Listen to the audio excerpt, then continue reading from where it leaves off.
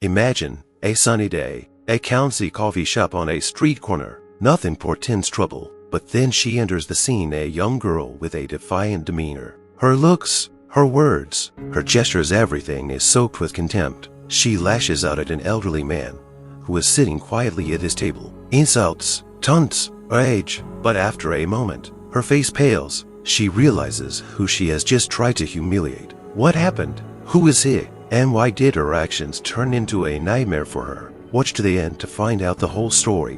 While you're here, write in the comments what your name is and what city or country you're watching this video from. It's important for us to know who you are, because each of you is our part of this community.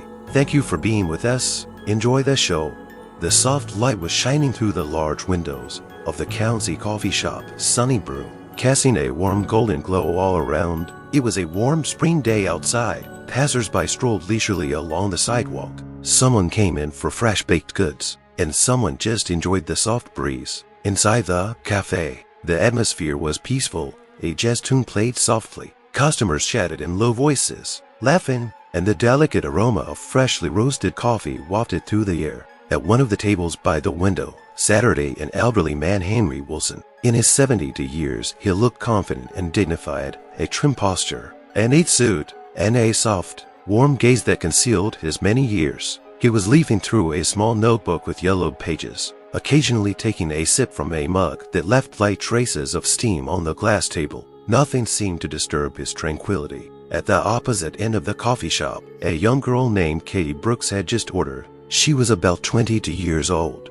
and her demeanor was confident, bordering on arrogance. Dressed in expensive clothes and holding the latest model of cell phone, she occasionally cast contemptuous glances at those around her, lingering especially on Henry. Something about his appearance, his calmness, irritated her. Katie got her latte and took a few selfies. Taking a seat at a nearby table, she was discussing the level of this place aloud with a friend on the phone, stating that she only came here because all the decent cafes were full. Her loud voice stood out against the general calm, attracting unwanted attention. At first glance, it was just a casual afternoon in an ordinary coffee shop, but the look Katie threw at Henry was like the spark before the fire. Her eyes lingered on his face a little longer than usual, and a slight grin slid across her lips. As if on cue, preconceived thoughts began to form in her head, fueling the hatred she wasn't even trying to hide. Henry didn't seem to notice her attention.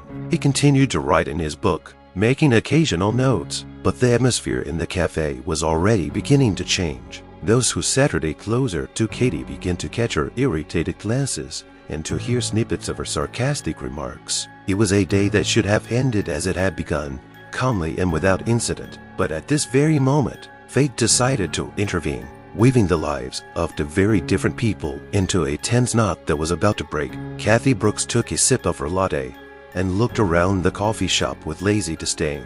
Her gaze darted from one customer to the next until it finally settled on Henry. Her eyebrows rose slightly, and a wry grin played at the corner of her lips. Another one of those, she thought, noting with disdain every detail of his appearance. The neatly styled gray hair, the austere suit, long out of fashion, and that notebook he was leafing through so diligently. What's he doing here? Does he think it looks important? Or maybe he's pretending to matter? She snorted, loud enough for several people at neighboring tables to turn their heads. Her irritation didn't subside. Thoughts began to swarm in Katie's head, one after another, like a hurricane breaking loose. How do they even get in here? A thought flashed through her mind, and her gaze grew even colder. Odd, pathetic, and it looks like he thinks he's someone of importance. Probably sits here to make himself feel equal. What a pathetic attempt. Katie set the cup down a little harder on the table, creating a small sound that echoed in the silence of the coffee shop. It caught Henry's attention. He looked up for a moment, his gaze soft, even benevolent, but it only fueled her anger, and he's smiling like I'm the one who owes him something. Her inner monologue was heating up, and the fire of hatred in her eyes was becoming more and more apparent. She felt the blood rushing to her face, and she clenched her fingers on the mug, trying to suppress the urge to speak. But in her heart of hearts, she was already imagining bonding with him. They're all the same, pretending to be quiet and humble, but always finding a way to show their place. Maybe he's sitting there, waiting for the moment to do something nasty. I can see right through them. Katie coughed loudly on purpose, trying to draw attention to herself. A few people turned around, and she caught a slight look of bewilderment in their gazes. But Henry didn't react. He continued writing as if nothing was happening, which annoyed her even more. And what is he writing? Letters to his crowd, or another complaint about the way his life has turned out. Her thoughts were becoming more and more acrimonious. She could almost hear his excuses and justified her hatred in advance. At that moment, she wanted to do something to knock him out of that mask of calm of his, sitting there like it's his place. Time to remind him who owns this cafe, she thought, feeling her hatred reaching a boiling point. The hatred in her eyes became so obvious that one of the customers at the next table, a young mother with a child, noticed it and quickly looked away, as if sensing danger. Katie felt a surge of smugness at the fact that her presence was arousing such emotion. But Henry, oblivious to her outbursts, remained focused on his notes. His calmness seemed almost insulting. For Katie, it was the last straw. Okay, that's enough, she thought, starting to look for an excuse to get into an argument. Her hand reached for the latte cup, and she pretended that her gaze had accidentally fallen on Henry again. This time her anger was ready to burst out. Henry, still absorbed in his notes, laid aside his pen for a moment. He looked up, staring thoughtfully out the window, as if remembering something. A slight smile flashed across his face, a warm smile, as if at a pleasant thought. For some reason, Katie found this subtle display of joy particularly annoying. She continued to watch him with undisguised contempt. Henry, not noticing her gaze, muttered to himself. Time seemed to change, but the people stayed the same. His words sounded quiet, almost like a private thought that had slipped from his tongue. But in the silence of the coffee house, they reached Katie's ears clearly. Her eyes flashed instantly. "What did you say?" she said sharply, her voice cutting through the calm, causing several visitors to turn around. Henry raised his head, looking at her a little confused. He hadn't expected anyone to hear his words, much less react so violently. "I beg your pardon," he asked with polite surprise, trying to figure out what was wrong. "Are you talking to me?" Katie continued, her voice growing louder. She set the cup down with such force that the coffee splashed over the edge. No, I was just thinking out loud," Henry replied, smiling slightly to his attention. "But that's my only added fuel to the fire. Thinking out loud. Katie literally spit those words out. "What exactly were you trying to say? What exactly stays the same? People like me? Or are you just trying to make a point about me, now that I'm sitting next to you?" Her words sounded like a blow. She leaned forward, glaring at Henry with a look of anger and contempt. "Miss, I didn't mean you at all." Henry tried to speak softly, but there was a slight weariness in his voice, like someone who is used to this kind of situation. "Of course you haven't," she grinned caustically, turning to the imaginary audience. "They never have, except that they always speak, thinking no one will hear them." By now, the entire hall was paying attention to their argument. The patrons closest to them began quietly gathering their things to move farther away. The barista behind the counter looked concerned, but didn't dare to intervene. "You must have misunderstood me," Henry said calmly, but there was a slight note of resentment in his voice. "Oh, I understand perfectly well," Katie interrupted him sharply. "It's always the same. You pretend to be nice and quiet, and then damn, you start making comments about how people like me." She made a demonstrative gesture with her hand toward herself. "Are still not the way you'd like them to be." Her voice grew louder and louder, already attracting the attention of passers-by outside the window. There was a palpable tension in the hall. Someone pulled out a cell phone to film what was happening. Henry felt the attention of the entire room focused on him. He realized that his every word could now be taken as a provocation. "Look, I didn't mean to offend anyone," he began, but Katie interrupted him again. "Of course you didn't. You never want to, except the words say otherwise, don't they?" She leaned even closer, her voice changing to a threatening whisper.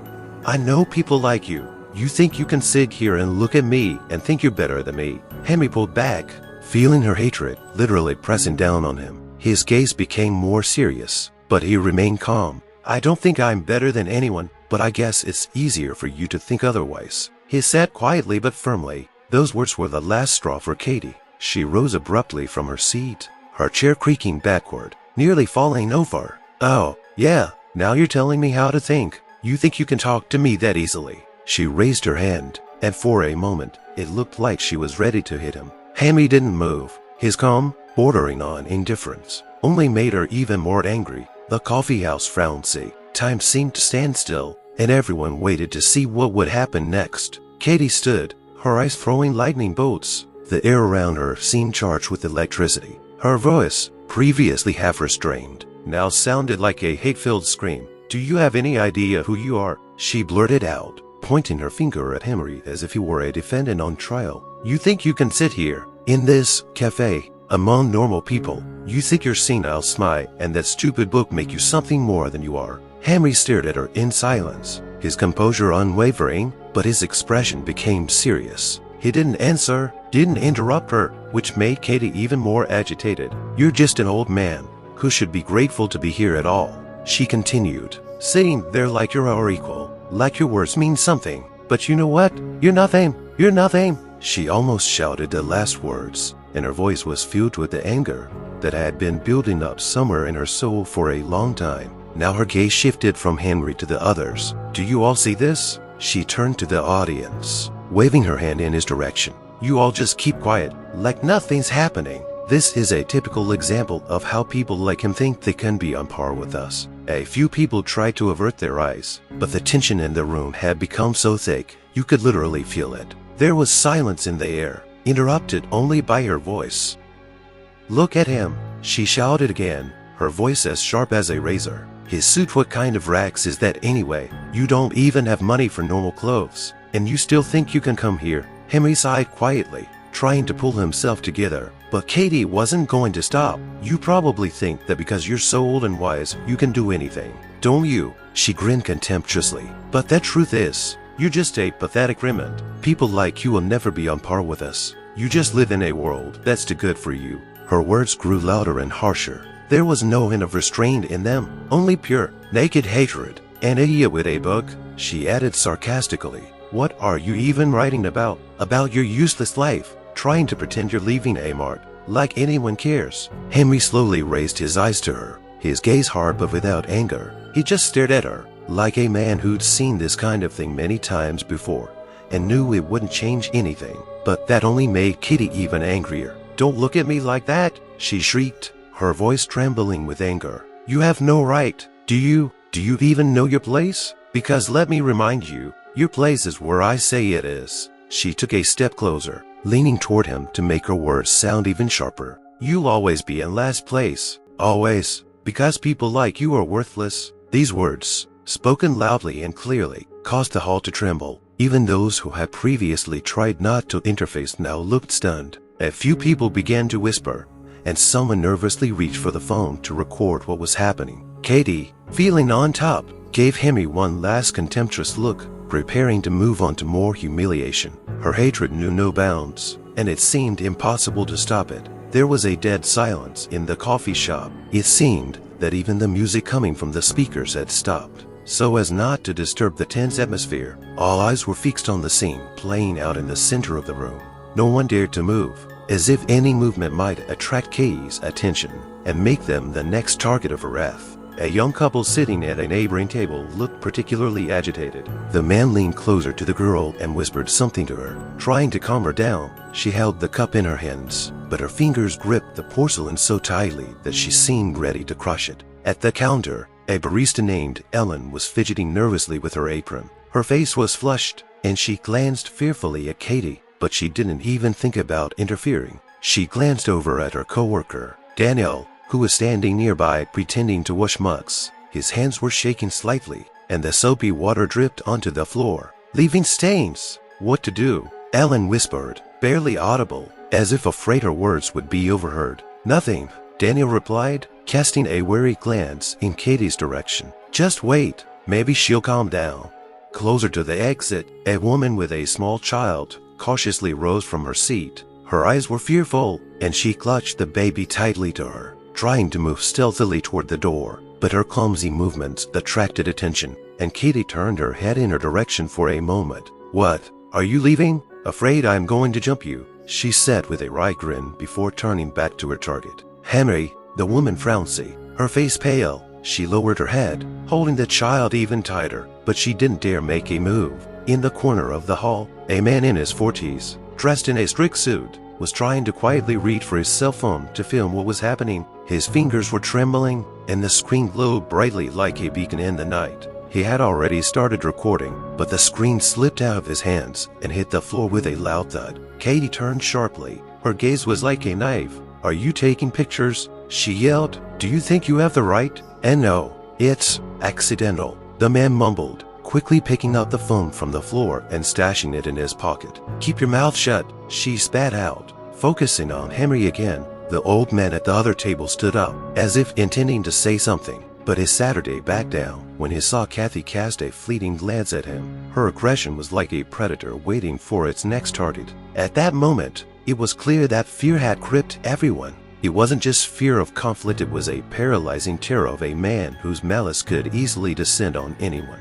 No one wanted to be the next target. Even those who were usually considered brave could not dare to intervene. The old woman holding a walking stick shook her head quietly and whispered under her breath, "Not my war, not my war." Only the lone barista, Ellen, mustered up the courage to whisper quietly to Daniel, "We have to do something. This is too much." But Daniel, avoiding her gaze, only shook his head negatively. His gaze was more guilty than ready to act. Everyone present, like frowning mannequins, watched in silence as Kathy continued her verbal tirade. Their fear was palpable, permeating the air in the coffee shop, and while Henry remained calm, it was as if the people around him were waiting for the tension to peak and for something inevitable to happen. Katie stood, her breathing sharp and rapid, and her eyes glittering like a wild animal's. She took a step forward, and her voice, soaked with hate, sounded even louder and sharper, like the point of a knife. She wasn't ready to stop at words, her anger demanding to continue. She took a step toward Henry like a stalking predator, and before anyone realized what was happening, her hand slammed sharply into his shoulder, pushing him to the side. It wasn't just a push, it was strong and rough, as if Katie was trying not just to push the man away, but to show her superiority. Henry didn't have time to react, and his coffee cup, which had been on the table, flew down, crashing to the floor with a loud clang. The coffee splashed across the tiles, pouring over them like a dark stain. Everyone in the room frowned. There was an uproar, and a few people shrieked, but no one dared approach. Katie didn't back away, but instead watched with even greater satisfaction. As her thrust knocked the man from his seat, her lips stretched in a contemptuous grin, she stared at his form, at his eyes reddened with restrained anger, and it only made her feel more aroused by her power. "Are you out of your mind, old man?" Her voice became low, almost threatening. "All that ostentatious wisdom didn't help you either, did it? Just standing there watching your coffee fall to the floor. You can't do anything, can you?" Henry rose from his seat, his face frowning in an expression of deep disappointment, but he remained silent. He didn't want to be provoked, didn't want to give in to the rage that burned in Katie. His eyes were full of sadness, but they also reflected determination. He knew that at this moment, he didn't have to give in to her aggression, that any response would only inflame her hatred. "I don't want a conflict," he said quietly but firmly. "It won't solve anything." But his words only added fuel to the fire. Katie took another step toward him, her eyes fiery and her expression frighteningly cruel. "Shut up, old man. You think you can be so calm and balanced here, as if everything is allowed. You're nothing." She yanked him sharply by the shoulder, making him stagger backward. Her hand moved swiftly again, and this time she pushed him so hard that he lost his balance and almost fell. Henry quickly tried to restrain himself. His hands clenched into fists, but he didn't respond with a single movement. He knew that any attempt to attack her back would only increase the conflict and make him look guilty in the eyes of those around him. Still, his eyes were full of pain and frustration. He could feel his patience wearing thin with every move she made, and his dignity beginning to crumble under her aggression. His muscles tensed, but he remained standing, keeping his exterior calm, no matter how hard it was for him. "That's what you are, isn't it?" she continued with fury. "You think that old age will vindicate you. Don't you realize you've already lost?" Her words were like dust in his face. He knew that this battle was no longer in his favor, and that no words could bring him back the respect in this room. Everyone present remained silent as they continued to watch what was happening, but not a single person dared to intervene. Their silence was worse than any condemnation. They had witnessed this humiliation, but they stayed away, afraid of becoming the next targets. Henry, without losing his composure, finally spoke, but his voice was weak and uncertain. As if the words could barely break through the dense wall of pain and humiliation Katie had erected. "You can't beat me," he said, his voice almost a whisper, but there was a deep sadness in his words. "I am old, but I will not give up." These words might have been meant to sound like a challenge, but they only emphasized his fatigue and loneliness at this moment. With each word he spoke, the situation became more tense. Katie, hearing him, cried out,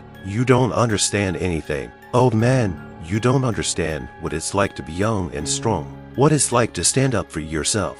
You're nothing." With those words, she made a final, brutal move, tugging at his sleeve and pushing him into her chest again. But this time, Henry didn't stand still. He pulled away from her, his face creased with pain and his eyes filled with despair. But he still didn't give up.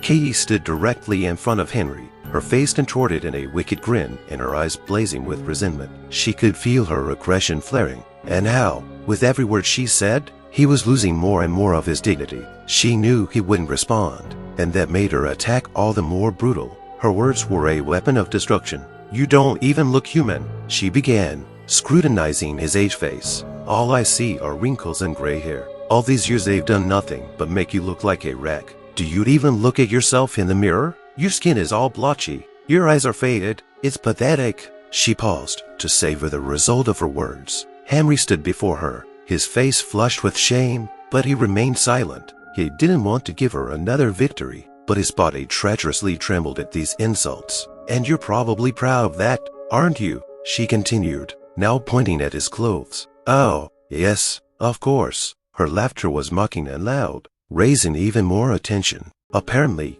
you thought this old suit made you look important.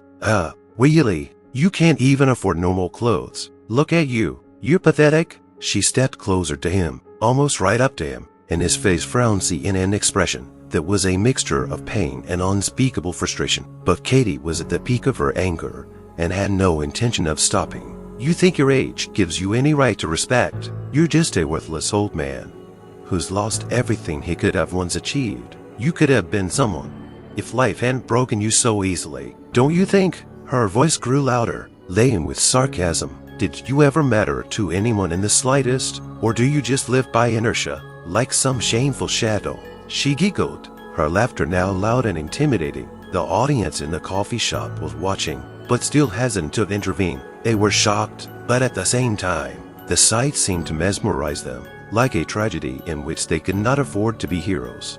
Katie continued to taunt Henry, her eyes sparkling with pleasure. "You probably haven't had the slightest success in your entire life," she said, pointing to his appearance again. "Is that all you've been able to do? Getting old and helpless, sitting here in some cafe like a frustrated, useless man." Her tones grew harsher and harsher, and with each word, her face grew angrier and angrier. Katie watched with pleasure as Henry was unable to respond, as his lips tightened and his eyes faded, as if his soul was leaving with each of her insults. She felt her strength grow as she saw his weakness. "Look how important he is," she continued. "Your whole life is just a senile fantasy, nothing more. You want people to respect you, but you're not worth it. You can't do anything. You don't mean anything, and I can do anything I want." Her words became even more violent and her presence more threatening. She savored the moment while Henry remained silent. She watched his shoulders slump, the way he tried not to look in her direction, but it only fueled her anger. Katie felt that her victory was almost close, that she was already in complete control of this situation.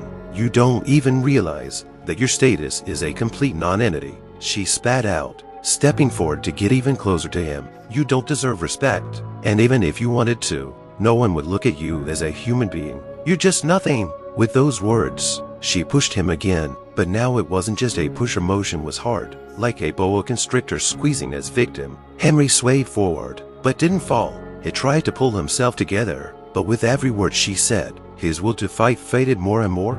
The hall of the coffee shop was consumed with fear and tension. Everyone in the room, from the waitresses to the occasional customer, seemed breathless, as if no one knew what to do. Katie continued to pour a torrent of hatred on Henry, her every look and word becoming more and more aggressive, and she herself becoming more and more dangerous. She enjoyed it, until she felt that her power in this situation was already absolute. But then there came a voice that broke her flow of derision. "I'm sorry, but I must intervene." The voice was firm and decisive, Looking up, everyone turned their attention to the man in the suit, who was now standing a few feet away from Kathy. It was the manager of the coffee shop, Michael, a middle-aged man with a confident but wary look. His face was composed, but there was a slight worry in his eyes. Michael walked toward the table with Henry and Kathy. His steps quick and sure, but his face was wary. He felt every glance in his direction freeze in the air. "I'm asking you to end this conflict," he said,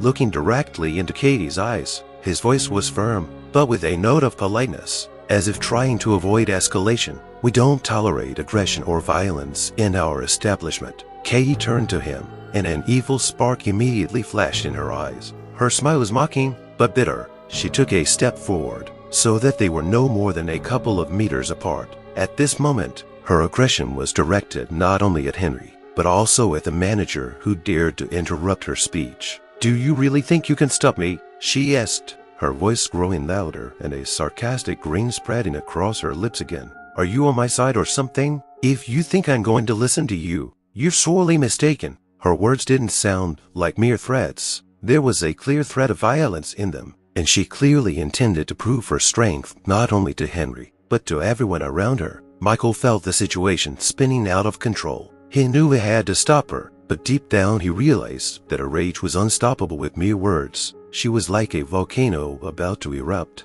"I'm in no position to let you behave like this," Michael said, but his voice sounded anxious now. He wasn't sure he could stop a girl who was already so clearly breaking the rules. He took a step back, trying to keep his distance so as not to cause more aggression. "Please calm down. We can talk calmly. Don't you have the guts to say you're on my side?" Katie kept pushing, her voice louder and louder, as if she were putting on a show for the crowd. "You're still nothing, and I'm not afraid of you. You're just one of those pathetic people who try to be something. But you're really nothing. You can't stop me, and you won't scare me." With every word she said, the situation grew more dangerous. Michael felt his confidence begin to melt. He realized that if she continued to insist, he risked not only losing control of the situation, but also the respect of the employees and customers who were still watching. He looked at the waitress, Ellen, standing at the bar, and her gaze was full of concern. She sighed and walked slowly toward him, trying to get his attention. "Michael, maybe we should call security." Her voice was quiet, but there was obvious concern in it. "We can handle it, but I'm afraid the situation will get out of hand." Michael nodded, and they both exchanged glances, realizing that further continuation of the conflict could lead to more escalation. He looked at Kathy again, trying to keep her attention. "I understand that you're angry," he said, trying to speak softly and persuasively, "but you must understand that such actions are unacceptable in this establishment. Please calm down, or I'll have to call security to ensure the safety of everyone here." Michael's words, however, only inflamed Katie more. She laughed mockingly, as if his request were ridiculous. "Security? Are you serious?" Her voice was sarcastic, but there was something menacing in it, too. "You think some guard is going to stop me? Don't make me laugh. You're probably as scared of me as everyone else." Her laughter echoed through the coffee house, and everyone present felt even more exposed again. People began to exchange glances, but still no one dared to intervene. Everyone was absorbed in this psychosis that was growing around them. Michael tried once again to urge an end to the conflict, but his words were almost unheard. Katie was no longer just defending her position. She was ready to go all the way, and that filled her with even more danger. When Katie's aggression was at its peak, and Michael was almost one step away from calling security, something unexpected happened. Henry, who was still standing with a flushed face and suppressed breath, suddenly raised his hand and pulled a cell phone out of his pocket. The movement was so unexpected that everyone in the coffee shop frowned for a moment. Katie noticed this, and her laughter sounded even louder, as if she just couldn't believe what was happening. She didn't understand what he was trying to do. There was only a contemptuous grin in her eyes as she noticed his actions. "What, now you're going to call someone to get me punished?" she asked dismissively, her voice full of sarcasm. "You really think that's going to make a difference? Call whoever you want, old man, but it won't save you. You think someone's gonna help you? Call your friends, or would you rather call your boss? So I give up." That's funny." Her words were not mere mockery, they were full of malice and confidence. She knew her position was strong, and she believed that no one could stop her. She looked at his phone and laughed out loud, enjoying the fact that it, like everyone else, was completely defenseless against her anger. Henry, however, did not respond to her provocation. He simply started dialing, his fingers pressing buttons, and though his face remained tense, something unexpected flashed in his eyes, a calmness. He wasn't naive. He knew that the situation could get out of hand, and that his actions could affect the outcome. But in that moment, he wasn't looking for revenge. He was looking for a way to stop the violence. The call was ended, and a few seconds later the phone in his hand came to life, giving a quiet dial tone. "Hi," he said into the phone, his voice calm and clear, almost soothing. "I need a little help. There's been an incident here. Katie, who is sitting in the coffee shop, has started aggressively attacking me, and the situation is getting out of control. I don't want this to escalate into a fight, but the situation is getting to the point." The voice that came back was distinctly familiar, and even a little commanding, but there was no panic in it, only clear understanding. Henry continued to speak, confidently and calmly explaining the details of what was happening. His eyes remained on Katie, and he seemed ready for any turn of events. Katie stood beside him, her face still contemptuous, but when she heard his calm and confident voice, something changed in her expression. She tightened her lips, not immediately realizing what was happening. There was a vague uneasiness in her mind that she tried to dismiss as nothing more than another of the old man's weaknesses. "What? You really think I'm afraid of some call?" Her words were almost inaudible, but they still had a tinge of challenge in them. "You're not going to call the right person. What? Some magistrate or a local game? It just goes to show how pathetic you are if you expect someone to save you." Her laugh was ringing and dismissive. She was sure that despite this call, nothing would change. It couldn't threaten her, for she was young, strong, and on her own turf. But when Henry finished speaking, he simply hung up and put the phone back in his pocket. His eyes expressed no fear, nothing that would cause Katie to think, but she felt something unpleasant, some underlying sense that she might have misjudged the situation. It was at that moment that the door of the coffee shop opened with a quiet clang, and a man in an expensive suit entered. His movements were confident, and he seemed calm and collected. He walked quickly to the table where Henry and Katie stood and looked at them with a look that said he hadn't come here for nothing. "So that's who you are," he said, ignoring Katie. His eyes focused on Henry. "You paged me. I'm James, your cousin." Katie frowned in place. All her confidence, all her aggression, suddenly crumbled like a house of cards. The man who entered was not just an acquaintance of Henry's, was an important figure. His speech, his demeanor, his gaze, all spoke of his high status and influence. Henry nodded slightly when he saw James, but said nothing. His calmness was even more apparent now, and Katie felt her confidence in her own victory begin to dissipate. Katie stood stunned and silent as the man in the expensive suit, James, approached the table, oblivious to her presence. He didn't even glance at her. His entire attention focused on Henry. It was strange. She felt her confidence begin to melt, the ice she'd been standing under cracking with every word he said. James turned to Henry, his face serious, and there was something in his voice that left no room for doubt. "You summoned me, Henry," he said, his voice deep and confident. "I didn't expect you to be in this situation, but I'm here. What's wrong?" Henry didn't answer right away. His gaze was clear and calm. He looked like a man who didn't need an explanation, but knew how to solve a problem. Then he nodded slightly toward Katie. His face expressed no anger, only weariness. He knew that he had to end this conflict, and that to do so, he needed to reveal the truth. She hasn't realized who I am," Henry said, his voice flat, "but I think she'll figure it out soon enough." That's all I wanted. Kathy, who had been standing there watching this conversation, couldn't believe for years. She couldn't believe what had happened. Henry, his acquaintance? Who was this man, and why was he acting so calm, as if everything that was happening was normal? Why wasn't he angry, outraged? Then James turned to her again. There was a calm but stern expression on his face. He was neither aggressive nor frightened. He was just commanding. His gaze was direct and powerful, and there was something in it that made Katie feel small and insignificant, as if all her aggression was meaningless in front of this man. "Maybe I'll introduce myself," James said with a slight tilt of his head. "I'm James Wilkins, and if you think you can humiliate my grandfather the way you did, you are sorely mistaken. Henry is my grandfather, and I'm doing things that could really hurt you." There were no threats in his words, just firm confidence and a quiet strength that made Katie feel her muscles tense. She blinked, not realizing what had happened. Henry, the grandfather of a famous man. Who was this man, and why didn't she know of his influence?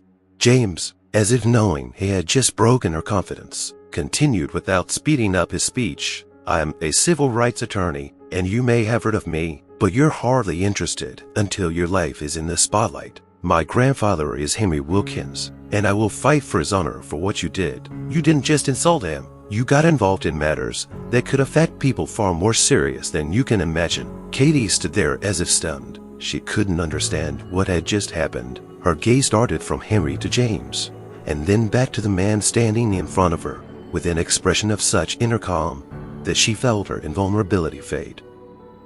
I didn't know who you were, she whispered, her voice quiet and full of doubt. Just didn't think. James smiled slightly, but there was no joy in his smile. He knew she was going through a real internal crisis right now. He knew her confidence was shattered, but she still didn't understand the gravity of what had just happened. You never thought there might be more behind every person than meets the eye, did you? He continued, his voice calm, but there was a slight contempt in it. You dared to disparage my grandfather because he's old, because he's African American, but you forgot that behind him are generations of people who fought for their rights, who didn't let the world destroy their dignity. And now you are here, and your actions will have consequences. Katie felt the blood drain from her face. She couldn't even get a word out. What had just happened had turned her world upside down. All her racist beliefs, all her pride, all her anger now seemed so small and insignificant that she wanted to fall into the ground. She realized that her actions had led to a situation in which she could not justify herself. You ruined your life in 1 second, James continued, not giving her time to justify herself, and now you're going to have to live with the consequences. He stood up, looking at her one last time before turning to Henry. We're leaving? You won't be doing business with us anymore, James said, and turned and headed for the exit. Henry followed him leisurely, leaving Katie in complete silence, with her inner doubts, insecurities, and the fear that was increasingly engulfing her mind. She stood there, not knowing what to do. All she knew was that the world she lived in was no longer so simple. When the coffeehouse doors closed behind James and Henry, there was a strange silence in the air. Katie stood motionless, her body paralyzed and her eyes wide, unable to believe what was happening. Her head felt like it was jammed, all her thoughts jumbled together, each one tearing at her soul. She still couldn't realize what had happened, but her face, which had been proud and smug before, was now a reflection of her inner panic and confusion. She tried to take a step, but it was as if her legs wouldn't obey her, as if they'd lost strength. Her body refused to move, and her head spiraled into a spiral of anxiety. She felt her breathing quicken, her throat tighten, and her heart beat so hard it felt like it was going to jump out of her chest. Oh my God, what have I done? She whispered, her voice barely audible, as if the words couldn't break through that heavy weight in her chest. What did I even? Her eyes darted around the room, and it was as if she were searching for answers in the empty space around her. She was alone. Almost everyone had left, and only 1 or 2 visitors were looking at her with curiosity and concern. But what could she tell them? How could she explain what had just happened? Katie knew that her life was about to be forever changed, and the fear of realizing this overshadowed all her senses. She could no longer justify herself. Everything she had done, the aggression, the humiliation, the racist remarks, all of it was now not just a mistake, but a disaster that would follow her for a long time. Her gaze fixed on the mirror hanging on the wall of the coffee shop. She barely recognized her face, a face that had been filled with rage, contempt, and hatred, but now it reflected not confidence, but utter devastation. She realized that her actions could have devastating consequences, not only for her, but for her family, for her future. How could I have been so stupid? She whispered under her breath, her voice shaking. Her fingers unconsciously clutched the cup she had let go of, and her hands began to be covered in cold sweat. Her whole world began to shrink, and she could feel her life beginning to crack at the seams. It's over. It's all over, she whispered, as if trying to admit the obvious to herself. The realization only grew stronger with each moment. She realized that she had lost respect, that her reputation had been damaged forever. But this was only the beginning. Thoughts of the future, her career, her relationships with her friends, her family began to surface in her mind. How would she face her family now? How would she explain what had happened if someone she knew saw the video, which, of course, would soon spread on the internet? Mentally, she ran through every possible scenario, and none of them were good. Soon everyone would know what she had done, and her name would become associated with scorn and hatred. How could she even ruin her life like that in a few minutes? In one explosion of aggression, in a few words full of racism, the inner regret was becoming so strong that Katie felt her legs shaking. She wanted to cry, but no tears came, only pain, only heaviness in her chest. Her whole existence seemed illusory now, as if she were not herself, as if her life belonged to someone else. She sat her day in silence, unable to get up, and her eyes, full of despair, stared at the floor. Thoughts swarmed in her head, and she couldn't find a single justification for her actions. Every word, every gesture, every humiliation she had so easily inflicted on Henry now seemed atrocious, cruel, and most of all, irreversible. There was no clarity in her head. She couldn't stop and couldn't believe what she had done. She realized that she was now part of something much bigger and much scarier than she had ever imagined. And in that moment, Katie realized that she hadn't just lost the respect of those around her, she had lost respect for herself.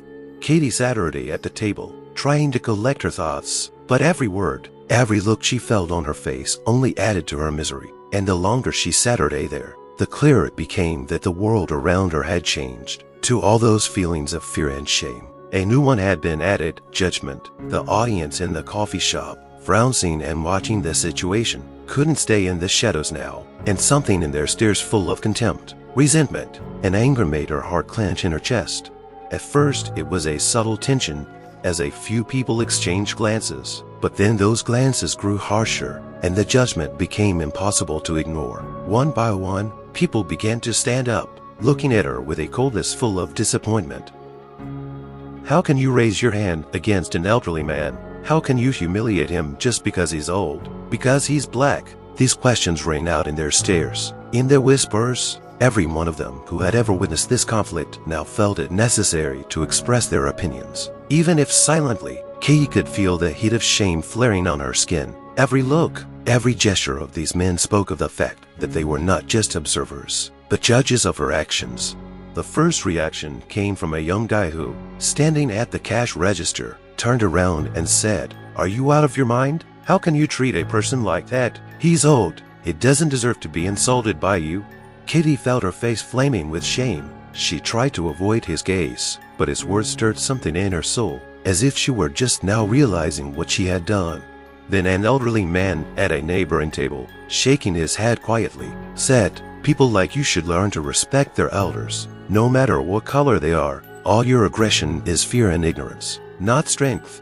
He said it calmly, but there was such a deep disappointed tone in his voice that Katie immediately felt her inner confidence fade. She was on edge. Every moment of her presence in this room was becoming more and more unbearable.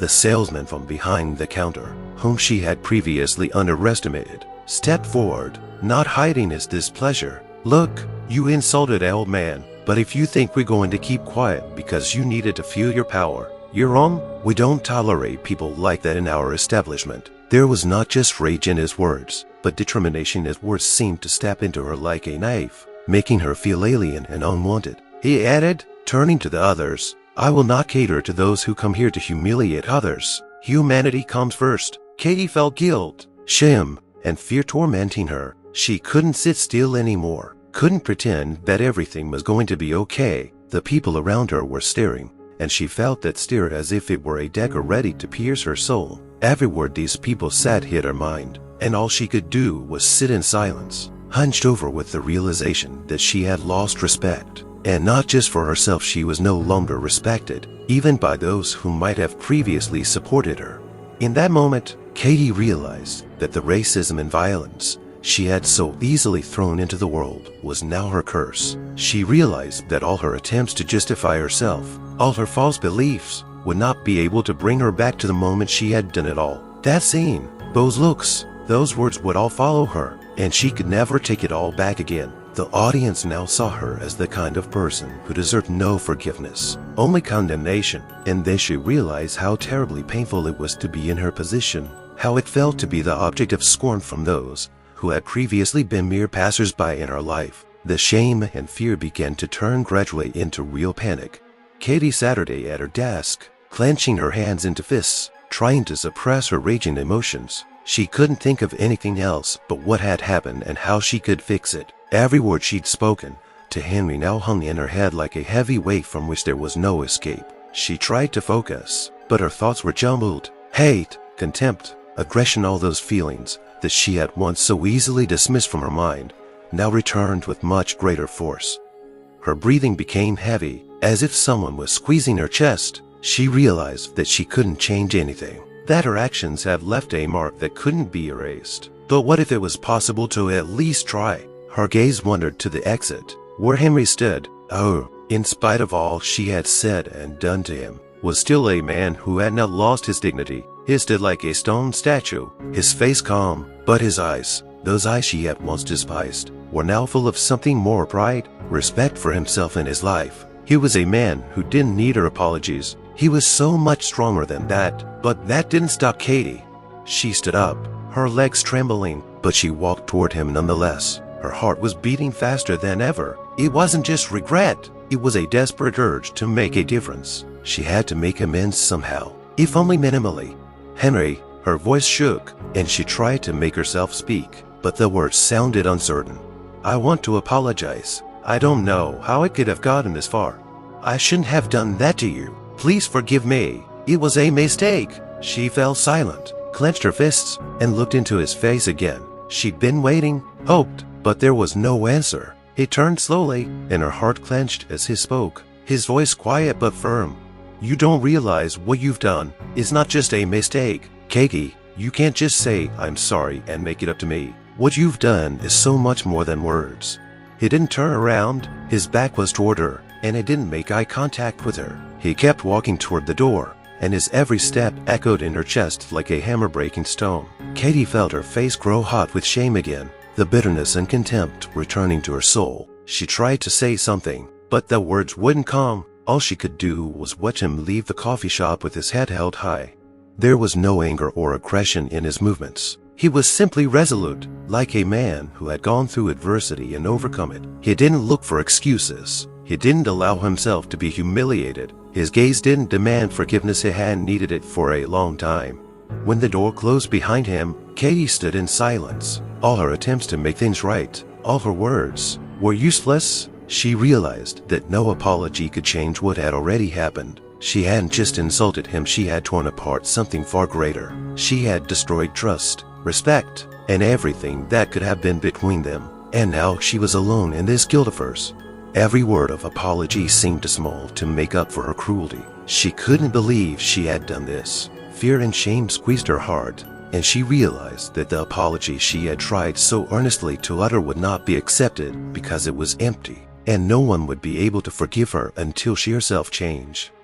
It had been months since Katie had stood in the coffee shop, watching Henry leave her life in utter despair. She thought of that event over and over again, like a nightmare that haunted her even in her most peaceful moments. Time had passed, but the lesson she had learned remained in her heart. It was a bitter lesson that she could not forget.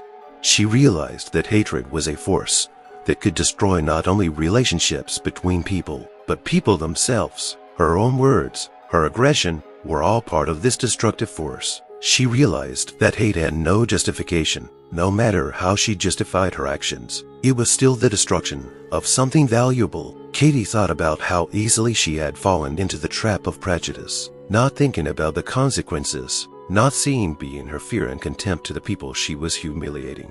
The more she thought about it, the more she felt that prejudice was not only a personal problem, but also a societal one. It is a disease that is passed from generation to generation, from one individual to another. These ideas of false differences, of ethnic superiority, of violence and humiliation, they spread faster than one can imagine. But what's even scarier is that they become part of your world. And when you, like her, take out your rage on another person, when you don't see them as a person, but only their appearance or their past, you destroy not only their life, but yours as well. This experience made her see things differently. It was the moment when she realized that in order to change the world, you have to start with yourself. Every word, every action mattered. And if she had once thought it was okay to be indifferent, that she could quietly watch others suffer from hatred and prejudice. She knew now it wasn't. Change begins to happen in you, and it is the only way to break the chains that hold society captive to prejudice.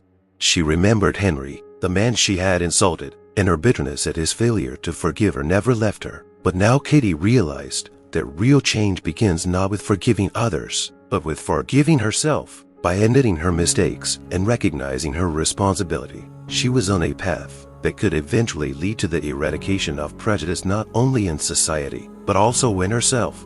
It was a lesson she had to learn, and it wasn't an easy one. It was a bitter lesson, but one of the most important she had ever learned, and she knew that her job now was to do her best to make sure that others might not repeat her mistake, to make them realize that hate destroys everything around them, and that only love and respect can bring about real change. And though the lesson was painful, it became her guiding light. Katie couldn't change the past, but she could change the future, a future in which people would judge each other not by their looks, but by their actions and true humanity. Dear viewers, what do you think about this story? We are very keen to hear what you think. Have you ever experienced racism or prejudice in your life? How have you handled these situations? And what is most important to you in fighting prejudice? We value each and every one of you, and your opinion really matters to us. Don't forget that you are an important part of our community, and we are incredibly grateful for your support. If you enjoyed the video, don't forget to like and subscribe so you don't miss out on new stories. We really appreciate your engagement and are always happy to see your feedback. We wish you a great day, and remember that there is always room for kindness and understanding in the world.